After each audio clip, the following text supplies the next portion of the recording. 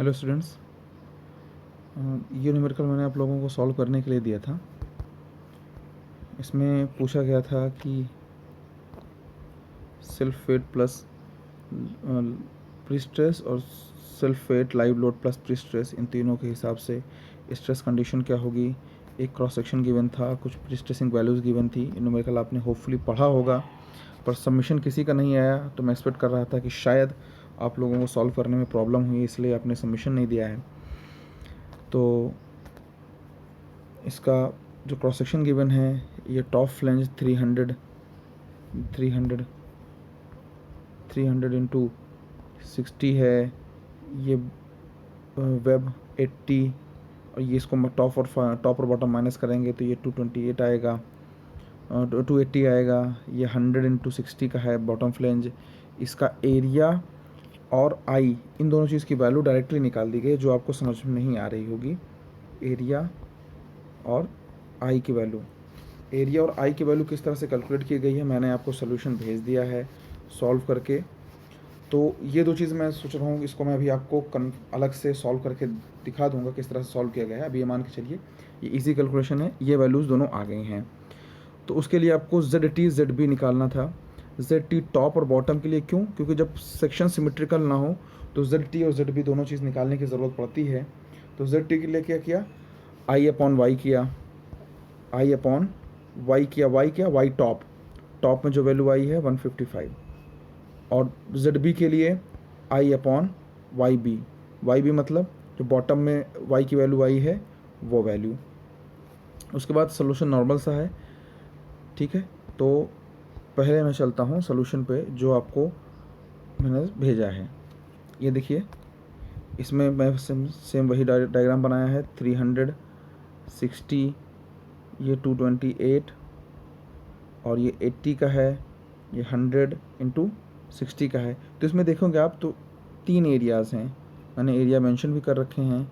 इसमें से एक एरिया ये, दूसरा एरिया यानी ये वेब वाला पोर्शन, और तीसरा एरिया ये बॉटम फ्लैंज 100 mm वाला। तो कुछ नहीं करना है, 3 एरिया को अलग अलग मल्टीप्लाई करके, एक रेक्टेंगल ये है, एक रेक्टेंगल ये है, एक रेक्टेंगल ये है, 3 रेक्टेंगल आ गए। इस तरह से तीनों रेक्टेंगल को हमने जो है ऐड कर दिया, ऐड करके एरिया कैलकुलेट कर लिया, ऐड करके एरिया कैलकुलेट कर लिया। सिंपल कैलकुलेशन करनी है। अब बात आती है सेंट्रॉइड कैलकुलेट करने की। सेंट्रॉइड में थोड़ा सा आपको प्रॉब्लम हो सकती थी, तो मैंने इसको सॉल्व कर लिया। सेंट्रॉइड का फॉर्मूला ये है, ये वाला A1 Y1 A2 Y2 A3 Y3 upon A1 plus A2 plus A3। तो सबको A1 A2 A3 यानी कि सबका एरिया अलग अलग, तो ये A1, ये A2 और ये A3, ये तीनों एरिया अलग अलग हो गया। अब Y1 Y2 Y3 के लिए क्या है, जो वर्ड यूज़ हुआ है वहाँ ये है टॉप। तो टॉप से आपको किसी एक, टॉप मतलब सबसे टॉप पोर्शन, टॉप से आपको टॉप को रेफरेंस लाइन मान करके हर एक सेक्शन का, हर एक एरिया का सेंट्रॉइड कैलकुलेट करना है। तो सेंट्रॉइड कैलकुलेट करने के लिए क्या करना होगा, तो इस रेफरेंस लाइन से मैं कलर चेंज कर रहा हूँ, इस वाले 1 का सेंट्रॉइड यानी कि यहाँ पे इसके मिडिल में, यानी कि 60/2 पे आएगा, 60/2 पे, हाफ पे यानी बाई 2 पे यानी 30 आ जाएगा, इक्वल टू 30 आ जाएगा, ठीक है। नेक्स्ट आएगा क्या, टॉप से ही क्रॉस सेक्शन देखेंगे, इसका देखेंगे यहाँ तक का ये 60, यहाँ तक का 60 प्लस 280, ये वैल्यू 280 है, 280/2 60 प्लस 280/2 कितना आ जाएगा, 140 आ जाएगा। सेम रेफरेंस लाइन्स लेंगे, सेम वैसे ही कैलकुलेट करेंगे टॉप से कैलकुलेट करेंगे इसके लिए। तो 60 प्लस 280 प्लस 60/2 यानी कि यहाँ के लिए, इसके लिए 30 आ जाएगा। तो वही चीज़ किया गया है तीनों कंडीशंस के लिए, ठीक है। एक का तो सिर्फ टॉप से कैलकुलेट किया तो बाई 2 आ गया, बाई 2 यानी कि 30 आ गया। एक 80 प्लस 140 आ गया, तीसरा 60 प्लस 280 प्लस 30 आ गया। अब A1 A2 A3 अपॉन में ही है, सिर्फ अब आपको कैलकुलेट करना है। कैलकुलेट किया, सॉल्व किया, तो वैल्यू आएगी लगभग 156.0344। तो इसको राउंड ऑफ किया तो 156 mm हो गया। कहाँ से, फ्रॉम टॉप से। तो फ्रॉम बॉटम से क्या होगा, फ्रॉम बॉटम से टोटल डेप्थ कितनी है 400, और टॉप से कितना है 156, माइनस किया तो कितना है 244, यानी फ्रॉम बॉटम से, टॉप से 156, बॉटम से 244 हो गया। ई इक्वल टू, ई कितना आएगा 244 माइनस 50, क्यों दिखा देता हूँ जी। देखो ई की वैल्यू गिवन है, ये जो सेंट्रॉइड है यहाँ देखो मैंने छोटा सा बना रखा है, ये देखो ये सेंट्रॉइड, ये सर्किल, ये सेंट्रॉइड है, इसको बना रखा है। इसको न्यूमेरिकल में बोला गया है कि ये 50 mm फ्रॉम सॉफिट, बॉटम से 50 mm है। तो अगर ये 50 mm हो गया, यहाँ से ये 50 mm हो गया, और ये सेंट्रॉइड यहाँ पे ये 244 mm है, ठीक है, यहाँ से पूरा बॉटम से, पूरा बॉटम 244, और इतना जहाँ तक है ये 50 mm है। तो इस 224 में से 50 माइनस किया तो बचा कितना, 94। तो सेक्शन का सेंट्रॉइड और रिइंफोर्समेंट का सेंट्रॉइड के बीच की डिस्टेंस को क्या बोलते हैं, इसेंट्रिसिटी। तो ये आ गया इसेंट्रिसिटी, इसेंट्रिसिटी 194 mm। अब अगला आते हैं आई जी, इसमें आई कैलकुलेट करना है। आई कैसे कैलकुलेट होगा, इसमें I G A1 Y1 square, I G two A2 A1 sorry ये A2 Y2 होना चाहिए था, A2 Y2 square, I ji 3 A3 Y3 square. ये आई जी फॉर रेक्टेंगुलर, यानी कि moment of inertia for rectangular section लेके चलेंगे यहाँ पे, क्योंकि तीनों सेक्शन रेक्टेंगुलर हैं। ये क्या आएगा BD3/12 होता है। बी किसको लेना है, डी किसको लेना है, ठीक है। ये बी और डी जो ये क्रॉस सेक्शन है, अब वर्टिकल डायरेक्शन में ले रहे हैं तो ये डी होगा, वर्टिकल डायरेक्शन में यहाँ ले रहे हैं तो ये इसका ये वाला डायरेक्शन डी होगा। मैंने आगे प्रॉपर सॉल्व किया है इसको, देखें। फॉर सेक्शन 1 एरिया 300 × 60 होगा, ये आप सबको पता है, 300 × 60 है आगे वैल्यू। बी की वैल्यू 300, डी की वैल्यू 60, क्योंकि वो क्रॉस सेक्शन जो उसका है वो 300 × 60 का है, ठीक है। ये तो 300 हो गया, एक 300 हो जाएगी और ये एक 60 हो जाएगा, ठीक है। y1 156 माइनस 30 कैसे बताता हूँ अभी।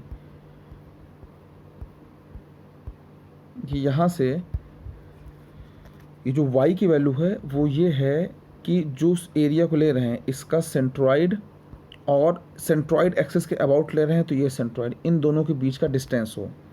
तो इन दोनों के बीच का डिस्टेंस कैसे आएगा, ये जो 156 वैल्यू है ये टॉप से है, यहाँ टॉप से वैल्यू 156 है, वैल्यू यहाँ से निकालनी है, तो इसमें से ये 30 वाला पोर्शन माइनस करना पड़ेगा, ये 30 वाला पोर्शन माइनस करना पड़ेगा, इतना, ठीक है। ये 30 वाला पोर्शन है माइनस हो जाएगा, इतना माइनस हो जाएगा तो बचेगा कितना, वो सिर्फ बच जाएगा ये वैल्यू बच जाएगी,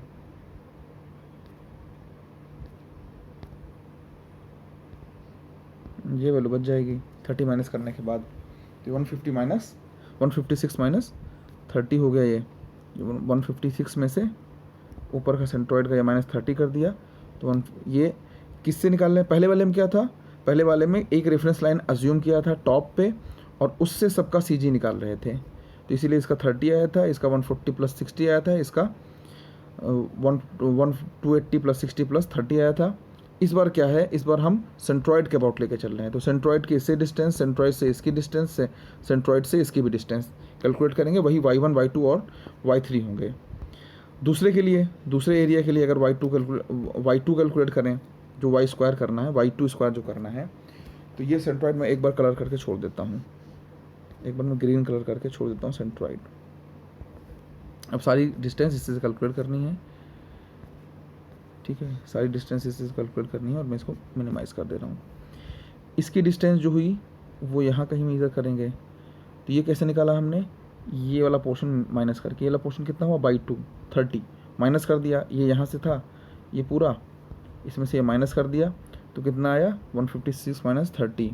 चलो ये हो गया, इसको मिटा देता हूँ मैं।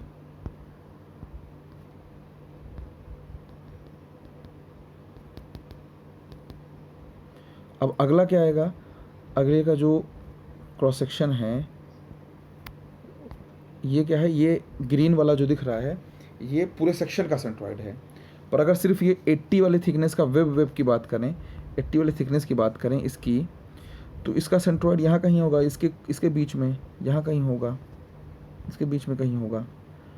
तो इसके बीच वाला सेंट्रॉइड निकालने के लिए क्या करेंगे आप, इसमें देखो अब चाहे ऊपर से कैलकुलेशन कर लो, प्लस कर लो, चाहे नीचे से कैलकुलेशन, जो आसान पड़े। अब ऊपर से की तरफ से अगर कैलकुलेशन करोगे यहाँ से इस तरफ में, तो थोड़ा मुश्किल है, क्योंकि इसकी सेंट्रॉइड कितनी डिस्टेंस पे है कुछ पता नहीं है। 60 + 140 200, 200 में से 156 माइनस कर दिया तो कोई वैल्यू आ जाएगी। या फिर दूसरी वैल्यू क्या कर सकते हैं, 244 में से इसकी वैल्यू माइनस कर दें। 244 वाली वैल्यू है यहाँ से, ये वैल्यू 244 है यहाँ तक, और इसकी सी जी यहाँ पे कहीं होगा कितने पे, 60 प्लस ये 140, 60 + 140 यानी 200, और यहाँ से भी कितना आ जाएगा फिर ये 200 आ जाएगा।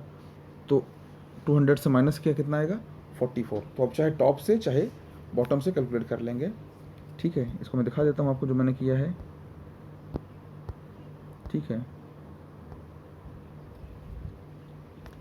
ये था y2 मैंने निकाला, location of C G of A2, ये 60 + 140, ये 200 आ गया था ये।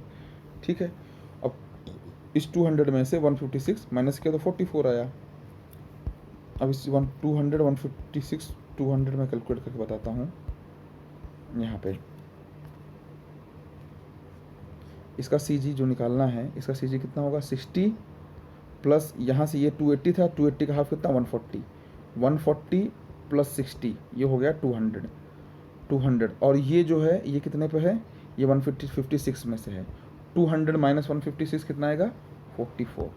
यानी ये जो दोनों डिस्टेंस है, ये सेक्शन का सी जी ग्रीन वाला और इसका खुद का सी जी, इन दोनों के बीच की डिस्टेंस कितनी है, 44। वही वैल्यू होगी y की। ठीक है, तो y की वैल्यू हो गई। अब थर्ड वाले का भी ऐसे कैलकुलेट कर लेंगे। थर्ड वाले के लिए जो कैलकुलेशन मैंने करी है वो क्या है, 244 माइनस 30, उसके सी जी से इसकी डिस्टेंस, जैसे उसमें 30 माइनस किया था ना, पहली वाले 156 माइनस 30 किया था, क्योंकि वहाँ टॉप से कैलकुलेट किया था, ये वाला बॉटम से कैलकुलेटेड है। इस बार जो डिस्टेंस है वो ये वाली डिस्टेंस, और उसके बाद जो है इसका सी जी यहाँ पे। तो अब टॉप से कैलकुलेट करेंगे तो बेवकूफ़ी है, बॉटम से डिस्टेंस दी गिवन है, ये यहाँ से लेकर के ये पूरी वैल्यू 244 है, इसमें से ये 30 वाला इतना माइनस कर दिया तो बचा कितना, जो भी वैल्यू आएगी वो आ जाएगी इसके y3 की वैल्यू। ठीक है, तो ये y3 वैल्यू 214 आ गई। अब सारी वैल्यूज़ को रख दिया। अब इसमें IG निकालना है, IG तो सेक्शन 1 के लिए क्या होगा, B और D, B 300 और 60, तो इसी के BD³/12 रख लिया, BD³/12 रख दिया इसी वैल्यू को, ये BD³/12 BD³/12 रख करके वैल्यू निकाल लिया। ठीक है, इस तरह से दूसरी चीज़ का IG की वैल्यू रखा, IG को BD³/12। ठीक है, BD³/12 में B और D, इसमें देखो 80 × 2 कितना हो गया, देखो एक ऐसे था तो ये वैल्यू, ये जो डायरेक्शन है ये B की डायरेक्शन माना। ठीक है, ये D हो गया। सेम टाइम में फिर जब ये वैल्यू तो अब क्या है, यहाँ पे ये 80 वाला B बन जाएगा, और ये डेप्थ जो होगी वो 280 की वो D बन जाएगी, BD³/12। सेम वैसे ही फिर तीसरा सेक्शन का BD³/12 कर दिया। अब सारी वैल्यूज़ कैलकुलेशन में रख दिए, कैलकुलेशन में रख करके सारी वैल्यूज़ को रख दिया गया है। कैलकुलेशन में रखने के बाद रख करके सारी वैल्यूज़ को सॉल्व कर दिया गया। सॉल्व करके जो वैल्यू आई समथिंग दिस, इसको इंटू 10⁻⁷ में कन्वर्ट कर लिया, यही वैल्यू आपके उसमें गिवन है। हम आ जाते हैं अपने न्यूमेरिकल पे। तो ये वैल्यू जो आई थी ये भी आपको समझ में आ रही होगी, और जो एरिया वो भी मैंने बता दिया, और y की वैल्यू टॉप और बॉटम के दो अलग अलग कैसे हैं वो भी, e की वैल्यू कैसे है 194 ये भी।